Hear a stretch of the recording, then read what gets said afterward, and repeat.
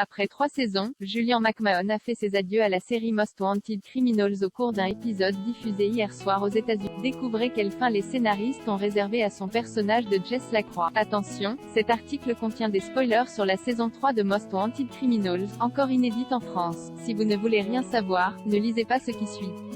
Il y a quelques semaines, Julian McMahon, bien connu des fans de Nip Tuck et de Charmed, annonçait son départ de la série Most Wanted Criminals, FBI, Most Wanted en VO, dont il était la star depuis maintenant 3 saisons.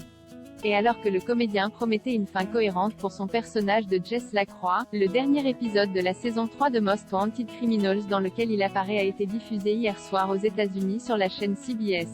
Et a mis un terme au parcours de Julian McMahon dans la série de manière brutale et assez inattendue. Les scénaristes, qui auraient pu faire le choix de laisser la porte ouverte à un éventuel retour de leur héros un jour, ont finalement opté pour une fin tragique puisque Jess se fait tirer dessus et meurt alors qu'il pourchassait un dangereux criminel recherché pour violence conjugale. Dans une interview accordée au site américain TV Line, le producteur exécutif David Hudgens explique que plusieurs options avaient été envisagées pour mettre en scène les adieux de Jess Lacroix, et qu'il était finalement apparu évident que sa mort était l'option la plus en adéquation avec la donne même de la série. Nous avons évoqué toutes les éventualités possibles, et en fin de compte nous en arrivions toujours au même point. On se disait c'est Most Wanted Criminals.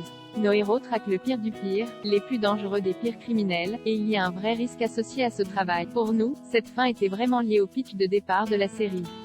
Et à ce risque de se faire tirer dessus ou de mourir dans l'exercice de ses fonctions. Cela nous semblait approprié, bouleversant, et tragique. David Hudgens ajoute que ce dernier épisode mettant en scène Julian McMahon propose également un parallèle intéressant avec l'histoire de Jess et de Sarah, et ce qu'ils ont traversé avec l'ex-mari de Sarah.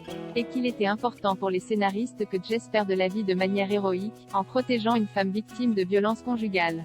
Malgré le départ de Julian McMahon, le producteur de Most Wanted Criminals assure que les fans reverront Sarah, Jennifer Landon, la petite amie de Jess, et Byron Lacroix, Terry O'Quinn, le père du défunt, dans les prochains épisodes. Nous avions envie de raconter les conséquences de la mort de Jess et le deuil des personnages, et de voir comment ils faisaient face à tout ça. De plus, je trouve que ce sont 2 acteurs formidables et j'adore les avoir dans la série, donc il y a des choses qui arrivent pour eux.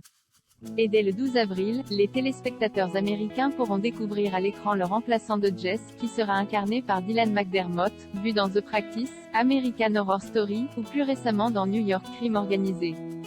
Je crois que nous avons créé un personnage assez captivant pour lui, explique David Hudgens. Nous refermons un chapitre et nous en commençons un nouveau. La série reste une série de chasse à l'homme, bien sûr.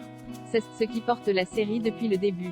Mais voir comment l'équipe y parvient avec le personnage de Dylan à sa tête va être différent, amusant, et bénéfique pour la série. Nous avons construit un arc de 6 épisodes autour de ce personnage qui nous amènera jusqu'au final de la saison.